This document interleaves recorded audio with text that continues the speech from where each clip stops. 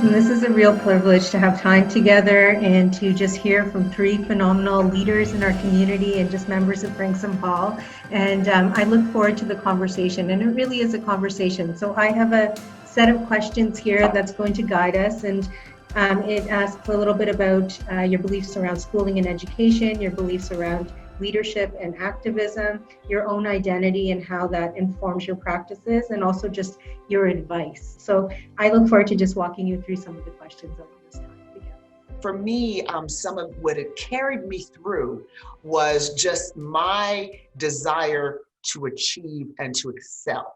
That was really important in my friends. When I got to college, I went to a women's college in the US, Smith College. And by the way, our guidance counselor had gone to Smith College, Ms. McLeod. And so she encouraged me to go. Smith was very interested. And I think much like Torie, the Black student, we called the BSA, the Black Student Association, was instrumental in me finding my place. I charted my course academically and what I thought I wanted to do professionally. But you do go through, when you go into these different environments, a sense of finding your place. And so in college, it was the BSA. In law school, it was BALSA, the Black Association of Law Students. And then, you know, you go out to the world. I've always been in environments where I'm one of very few African Americans. So, and a lot of times one of few women. So I've always encountered gender issues and race issues. That's just the story of my life. And that's going to be, if it's not already, Torie and Maria, the story of your lives too. But the message for me is it's not anything that should stop you. It's something that you embrace and you use it to go to higher heights. I want to go back to a couple of things that you picked up. One is that it feels different than it ever has before, that there is that context piece from where you're at within Canadian society, within US society, that is playing out, but there are also some shared experiences around discrimination and oppression that are perennial, that are just timeless in terms of how they are continually showing up in the experiences of our Black community, but also our larger BIPOC community as well. A common Canadian trait is to compare ourselves to the US context. And I think that in doing so, we often look over or deem ourselves as much better, which doesn't allow us to look at the structural, the systemic issues of anti-Black racism within our country. Many people forget that there was slavery in Canada, and that even when a lot of US slaves escaped and went to Halifax, they ended up being reslaved because slavery was still going on. There are so many examples, and I think that as Black students, we are exceptionally tired of many people telling us that the issues within Canada are not there. They're there, they're present, and they are affecting the lives of Black Canadians. First step, unlearning things that are toxic, and then also learning in terms of ways of how you can support. And one of those ways is learning about Canadian history. One thing that Branksome can do, teaching Black Canadian history. Huge. So many Black people are sick and tired of being sick and tired, and they're also exhausted. I myself am exhausted. I feel like leadership and allyship definitely have to be interconnected, because I believe we are at a point where you can't have good leadership, or you can't have progressive leadership unless, like, to quote the great Dr. Kimberly Crenshaw, you recognize the intersectionalities with the people you are working with and you adapt to that. Because as we all know, if we want to receive true equity, one, we have to recognize that everybody is coming and starting from a different place, whether that be because of racial gaps, gender gaps, ability gaps. There are so many intersectionalities that have to be considered when we actually want to reach true equity. And there is kind of a balancing act to this, because it's not creating quotas and saying, oh, we have to have this many Black people here, we have to have this many women here to reach like equity, but it's about giving people who are interested, who are from marginalized groups, the abilities and the access to information and tools that they need to reach those goals and reach those areas where they have been historically kept out of. For non-Black people, it might just be another name or another like story, another body that's just being seen. But to see yourself constantly being violated, assaulted, killed on camera, that really does take a toll on your mental health, and it really gets hard to continue this kind of work and continue, constantly advocating for yourself, having to feel like you have to prove your humanity to people who are really sometimes not willing to listen, and kind of speaking towards the Canadian context, not willing to do the work to dismantle racism in our own country. When I stepped into this position, I always said, I'm just very proud to be part of Branksome because it will engage in the brave conversations that need to be had in order to make change. I do want to go back to that question that's been lingering in my mind, knowing, the tremendous work that each of you are doing. How do you sustain yourself as leaders? I try to be grounded in reality. I never try to get too comfortable with a great situation, because you have to make a little bit of trouble. It's good trouble, as the late Congressman John Lewis in the United States said. And I think leadership is about being a mentor and being a role model for so many. So for me, there's a combination of spirituality, my family. When you have, frankly, two teenage boys, you become very grounded. But then the other thing too, striving for excellence. As a leader, I always want to learn, like listening to Torie and Maria. I love listening to them because, you learn something. And I just kind of feel like that used to be me. My goodness. They're just young and fresh and filled with and not that I'm not filled with that, but I'm also filled with 40 years of other stuff. So it's wonderful to hear you all, because you all give me that comfort that our future is bright. So as a leader, you have to be able to look ahead. You have to know that there's going to be a brighter tomorrow. You have to know that you stand on the shoulders of people who paved the way so that you could get to a better place. I recognize I was the first Black head girl at Branksome Hall.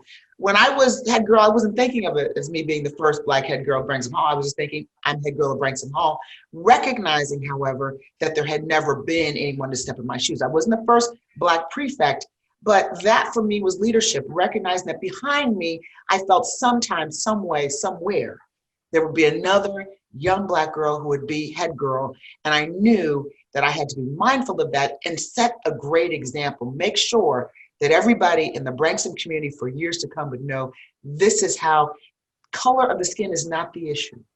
And I wanted them to know that they could do it. They would do it. They would succeed. And it could be a great journey as well that could help them down the line in the future. One trait that I think has been so important, especially when I was president of the BSN, was finding a way to not speak for others per se, but uplift the community so that they have a voice to speak as well. I think that a lot of times, especially maybe in the positions that I've held, because I am one of the few Black people in the room, many people look to me to speak for everyone within the Black community, even though the Black community is so diverse. When I'm in those positions, using that platform to be able to bring other people to the table, I think is just so crucial in terms of a great leader, because no one person has the perfect answer. If anything, we're stronger when we have more voices at the table, more people who are there, who are able to share their opinions, share their life experiences that can then inform better decision making moving forward. CK, what makes a great leader? I think the three things: one, the ability to listen. If you're a leader, you have to be able to listen. The second, the ability to make it not always about you. And the third, being mindful that you're always a role model if you're a leader. Whether you want to be, whether you feel like being, or whether you are tired of being, you're really always a role model. That's part of leadership. But just remember that you're always a leader, and sometimes you're called on to a greater service and you have to step up to the plate and take the mantle. That's what it is to be a leader. You don't have to always do it, but when called to serve, at some point you decide to serve. Thank you. And as we're thinking about installation and leaders, what is your advice for young leaders? As women and as part of the BIPOC community, what is your advice for the leaders in our community? I would say my advice, speaking as one young leader to another, is just do it. Like, you literally don't know what the outcome is going to be. If you're applying for a position and you're like, oh, I'm not sure, I don't know what other people are applying for the position, they might be more qualified, just send in the application. Write it, send in the application. If it makes you feel better, close the tab after and just forget about it. But there's literally the worst thing that can possibly happen is that they say no. And if you're really curious as to why you didn't end up getting the position or why you didn't make that specific team, ask. It's not the end of the world to not get one opportunity.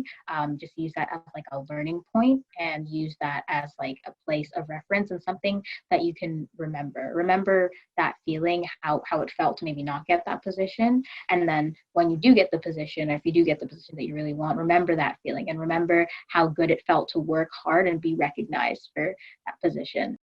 I would give a reminder that you yourself are still learning, because we are all still learning.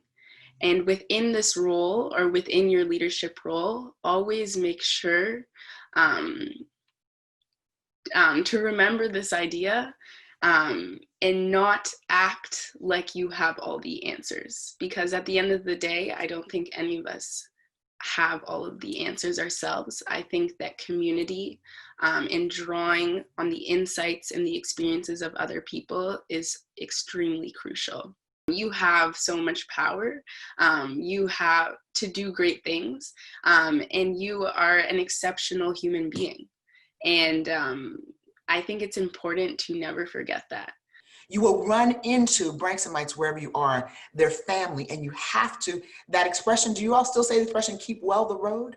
Mm-hmm. You have to remember that you're always representing a great institution, that for girls, the message is the sky is the limit. The sky is the limit. Even when you confront adversity at Branksome, the sky is the limit, because those teachers are pushing you to excellence, are propelling you to excellence, are propelling you along with your family to understand that no doors should be closed to you because you're Branksomites. And when you run into other people in your life, I've given the course of 35 years as a lawyer, what's happened to me, and it all comes back to people that I knew from Branksome. So you always carry that badge, and remember, just as you carry with pride your family's name, and you don't want to disappoint your parents, at least I'm that way. At this age, I'm still thinking, oh my God, my mom, she's going to be so embarrassed. At this age, remember that you're always carrying Branksome, because Branksome is a formidable institution. With everything going on right now, I'm wondering if there's been like something specific on your hearts right now that maybe that you haven't shared yet that you'd be interested in sharing, just like anything that comes to mind.